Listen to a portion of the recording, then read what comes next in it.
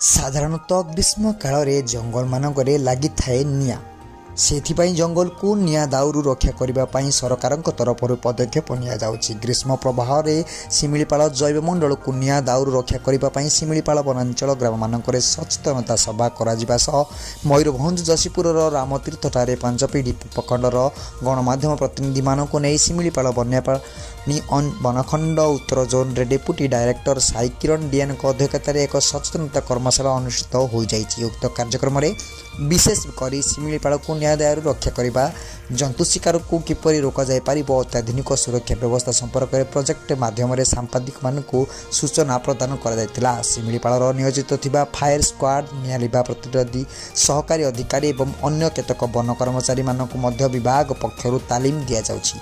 एही परिप्रेक्षी शनिवार Similipal चहलटारे fire squad दल निया लिबा मेसीन सहायता केते डेमो प्रदर्शित करथिले। शिमिलीपाल उत्तर वन्यप्राणी वनखंड तरफ होइतिबा उक्त कार्यक्रम में अन्य मानक मध्य एसपी बैद्यनाथ माझी, निकेश महापात्र, जदुमणि केरकेटा, रेंजर सुकुरु बिंधाणी, फरेस्टर अर्जुन महाकुड़ प्रमुख उपस्थित थिले। रायरंगपुर श्यामनंद पट्टनायक रिपोर्ट, दिग्दर्शन न्यूज।